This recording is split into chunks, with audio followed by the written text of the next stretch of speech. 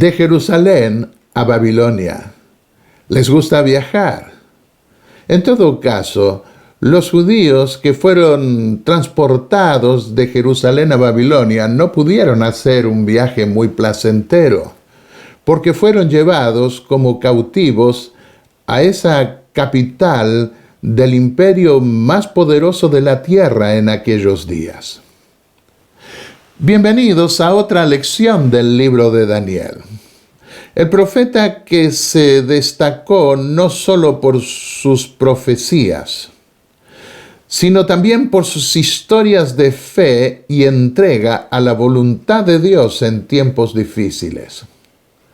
Hoy estudiaremos el primer capítulo que comienza con una derrota, pero culmina con una victoria espiritual muy significativa para Daniel y sus compañeros. La derrota tiene que ver con la capitulación del reino de Judá y la deportación de un buen número de gente a Babilonia.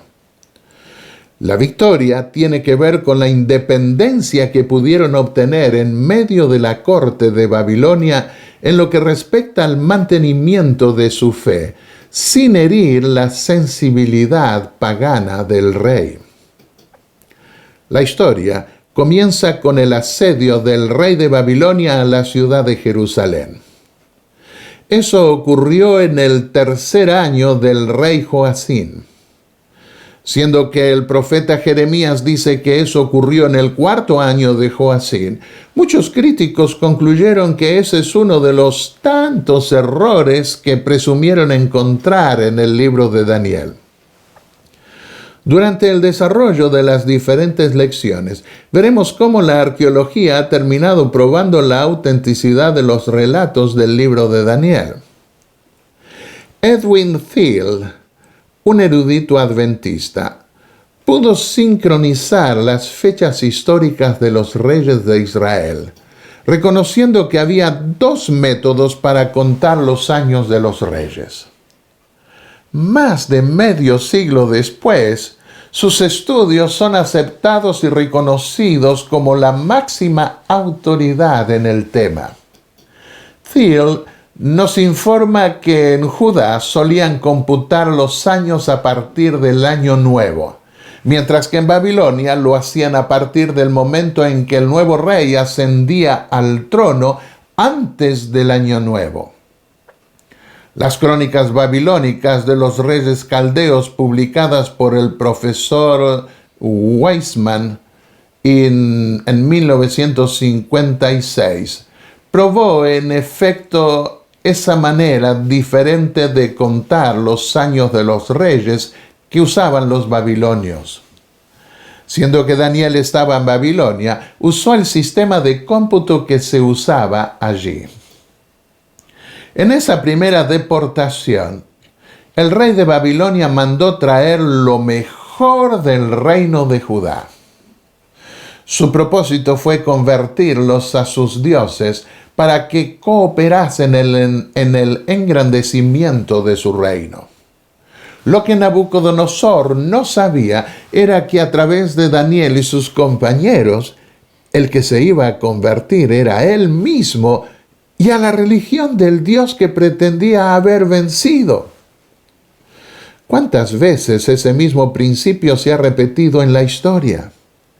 La fidelidad a Dios de muchos humildes hijos suyos que trabajan para otros termina convirtiendo a sus patrones al Dios de la Biblia. Y aquellos que vienen con la intención de convertirnos a nosotros a su fe, terminan admirando nuestro mensaje y abrazándolo con todo su corazón. En su intención de convertir a los jóvenes hebreos, el rey les cambió sus nombres que los vinculaban al Dios de Israel, por otros que los asociaban a los dioses babilonios. El significado de sus nombres hebreos se centraba en el único Dios verdadero. Él significaba God y Yah es una abreviación de Yahvé, el Eterno. Así, Daniel significa Dios es mi juez. Ananías significa ya ha sido clemente. Misael significa quién es lo que es Dios. Azaría ya ha ayudado. Pero el jefe oficial les dio nuevos nombres relacionados con el dios Aku, dios de la luna, con el dios Nebo o Nabu, o al dios Nergal. Así, el nombre Sadrach parece derivarse de Shudur Aku, mandato de Aku. Mesach es probablemente una variante de Misa Aku, significando quién es como Aku. Y Abednego es ya sea siervo del dios Nebo, Nabu, o una variante de Abed-Nergal, siervo del dios Nergal. Me imagino cómo se habrán sentido los israelitas con nombres que honraban a dioses ridículos como los que adoraban los babilonios, según se puede ver en los registros caldeos que la arqueología trajo a la luz. En este libro yo traigo algunas de esas leyendas, los tiempos apocalípticos del santuario. Por ejemplo, una de esas leyendas refiere una pelea entre los dioses más viejos y los dioses más jóvenes, porque estos últimos hacían mucho ruido. Los más viejos buscaron paz y tranquilidad, según la leyenda, lo que trajo guerras hasta que dieron con Marduk, quien aceptó el desafío de defenderlos a condición de que lo pusieran como jefe del panteón. Marduk venció a su oponente Tiamat y con su cadáver planificó el cosmos, donde aparecieron las estrellas y las constelaciones, la luna y probablemente el sol. Así, Marduk reorganizó el reino divino y fue proclamado rey de los dioses. Se creó al hombre para que los dioses no tuviesen que trabajar. Se mató a Kingu, socio de Tiamat, y se usó su sangre para formar al hombre. Babilonia es la primera ciudad que se construyó, según esa leyenda. Los documentos amonestan a alabar a Marduk. Cuando entré en el ministerio pastoral, decidí estudiar la Biblia versículo por versículo. Recuerdo que uno de los temas que atrajo más mi atención fue que en la conquista de Canaán, Dios ordenó a los israelitas cambiar el nombre de algunas ciudades que conquistaron. El objetivo era claro. La memoria de los dioses antiguos y sus prácticas paganas debían ser erradicadas. Pero más adelante vemos en la historia bíblica algunos casos en donde los nombres viejos prevalecían sobre los nombres nuevos que Dios les había ordenado poner. Evidentemente, como pueblo, se percibe la misma lucha que se da individualmente en la persona que se convierte, según explica el apóstol Pablo, entre el hombre viejo o vieja naturaleza y el hombre nuevo o nueva naturaleza. En el caso de los jóvenes hebreos, era evidente que el rey quería hacerles olvidar el supuesto diosito que habían tenido, para honrarlos con los poderosos dioses de Babilonia. Pero más adelante, en una tableta babilónica donde aparecen los nombres de esos jóvenes a quienes se les requirió un juramento de lealtad al rey Nabucodonosor, según veremos en otra lección, uno de ellos es mencionado por su nombre original hebreo. El mundo podrá etiquetarnos con nombres despectivos y debemos ser pacientes. Dios vindicará su nombre en nosotros y al entrar en las puertas mismas de la eternidad, nos promete dar un nombre nuevo que jamás nos será quitado. Apocalipsis 2:17. La primera prueba tuvo que ver con la comida. En el alimento provisto por la mesa del rey, según escribió Elena de White, había carne de cerdo y otras carnes que eran consideradas inmundas por la ley dada mediante Moisés. A esto se sumaba el vino fermentado que el rey ponía en su mesa y que les haría perder el discernimiento espiritual, como podían recordar en la experiencia de Nadab y Abiú. Y para completar el cuadro, el rey y su gente los ofrecían a sus dioses, a quienes les pedían su bendición. Por lo cual, en su fidelidad al verdadero Dios, Daniel y sus compañeros decidieron no contaminarse con la comida del rey. Al pedir comer solo legumbres y tomar agua en lugar de vino, los humildes cautivos hebreos no fueron insolentes, ni criticones por cómo comían los paganos, sino prudentes, sabios y respetuosos. Pidieron que les dieran la oportunidad de probar por 10 días lo suficiente para demostrar que no iban a debilitarse, sino que, por el contrario, iban a estar tanto o más fuertes que los demás. Y Dios premió la fidelidad de sus siervos, dándoles una apariencia mejor que la de los demás que se servían de la mesa del rey. Hoy vivimos en medio de la Babilonia espiritual. Y Dios llama a su pueblo a ser fieles también con las leyes de la salud, aun en lo que respecta a las comidas. La dieta del pueblo de Dios es también diferente y no debemos avergonzarnos por ello. Tenemos la ventaja hoy de que cada vez más atletas se vuelven vegetarianos y hasta veganos sin que su desempeño se vea desmejorado. Siempre que se vuelve hacia la dieta original del Edén, los resultados positivos se dejan ver.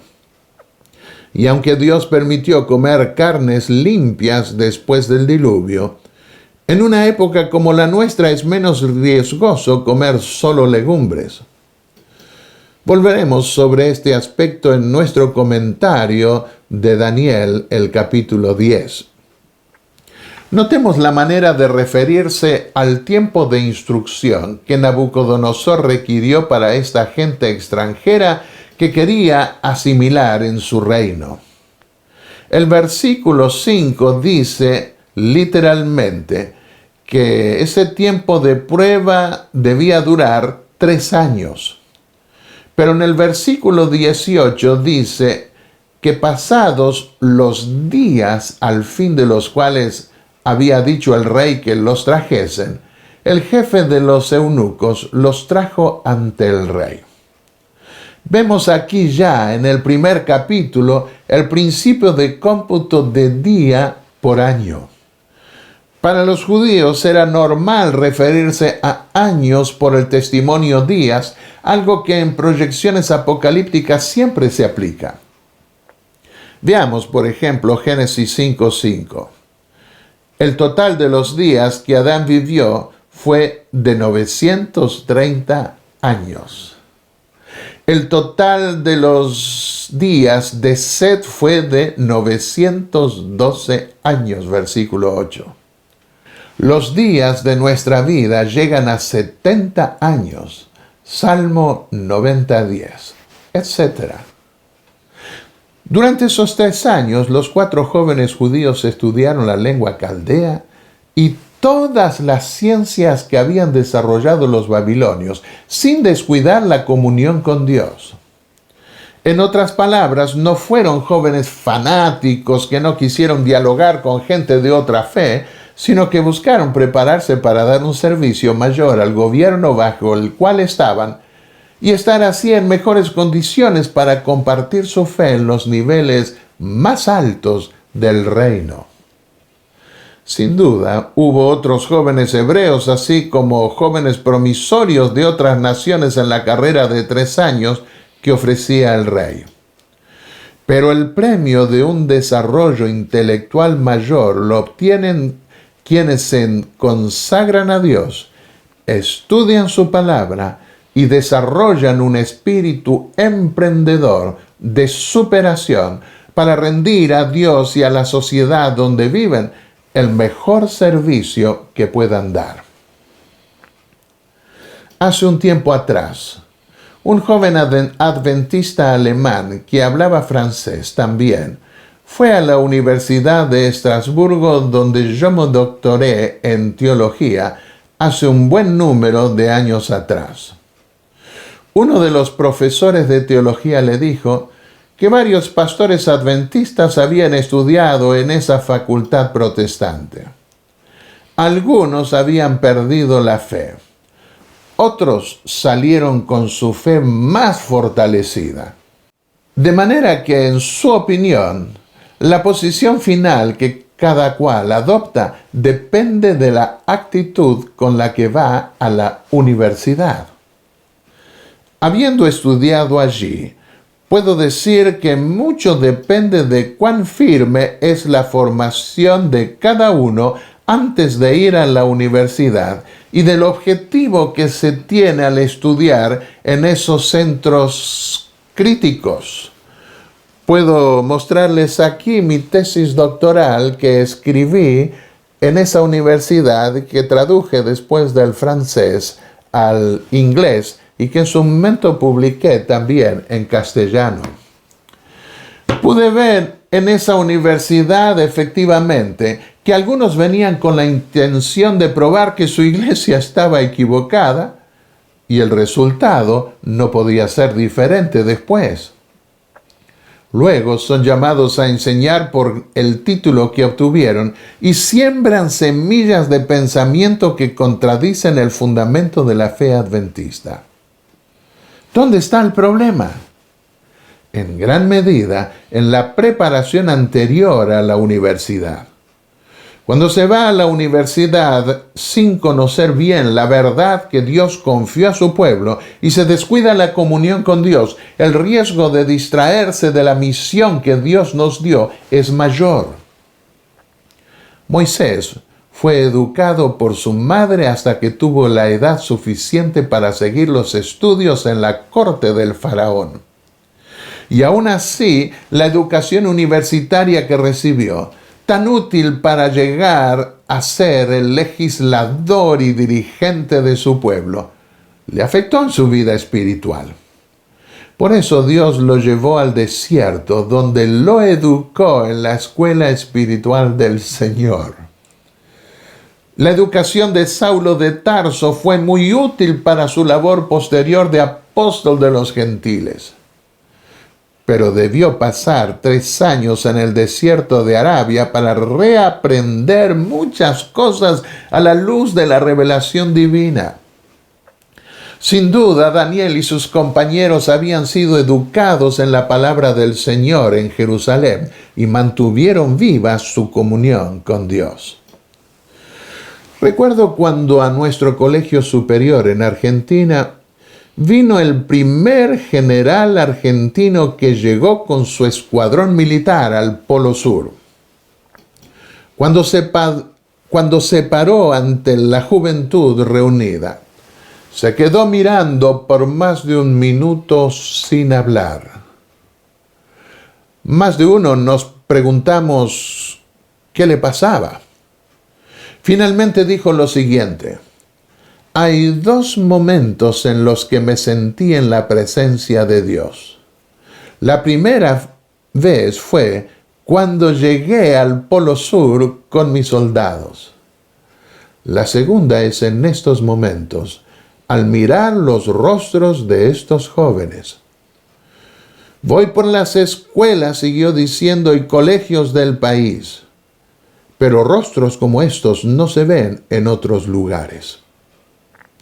Dice la pluma inspirada: si todos estudiasen la Biblia, veríamos un pueblo más desarrollado, capaz de pensar más profundamente y demostrar un grado mayor de inteligencia que lo que podrían obtener mediante los esfuerzos más esmerados en estudiar las ciencias y las historias del mundo.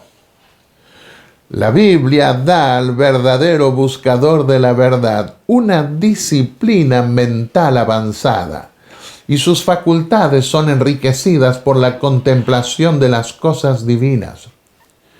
El yo es humillado, mientras que Dios y su verdad revelada son exaltados.